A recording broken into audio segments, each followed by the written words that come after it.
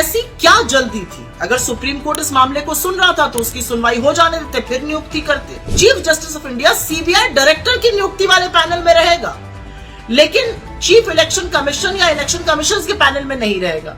ऐसी क्या दिक्कत थी चीफ जस्टिस ऑफ इंडिया के रहते हुए कि उनको निकालकर मंत्री को एक डाला गया? सुप्रीम कोर्ट का एक फैसला आया और उस फैसले के अकॉर्डिंग इस देश के मुख्य चुनाव आयुक्त की नियुक्ति जिस पैनल को करनी है उसमें प्रधानमंत्री, नेता प्रतिपक्ष और चीफ जस्टिस ऑफ इंडिया को रहना था।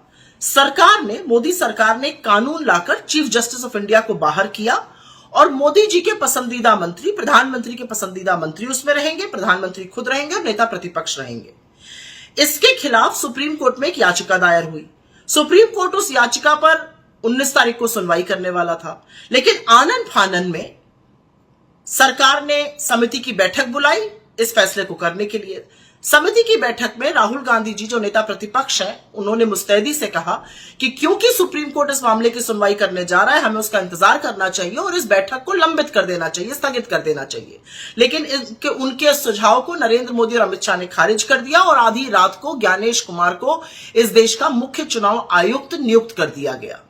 डिसेंट नोट नेता प्रतिपक्ष राहुल गांधी जी ने इसमें दिया था। सब जानते हैं ज्ञानेश कुमार जी अमित शाह जी के बड़े पसंदीदा नौकरशाह रहे हैं। सवाल एक है, असल में सवाल दो हैं, और सवाल यह है कि ऐसी क्या जल्दी थी? अगर सुप्रीम कोर्ट इस मामले को सुन रहा था तो उसकी सुनवाई हो जाने देते, फिर नियुक्ति करते।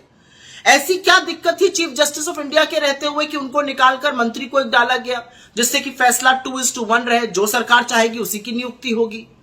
और तीसरी सबसे बड़ी बात यह है कि chief justice of India CBI director की नियुक्ति वाले पैनल में रहेगा, लेकिन चीफ इलेक्शन कमीशन या इलेक्शन कमीशन के पैनल में नहीं रहेगा।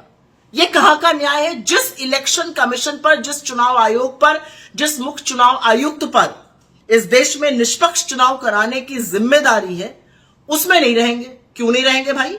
इससे क्या आपको कुछ अटपटा सा, अजीब सा नहीं लगता है? मुझे तो लगता है।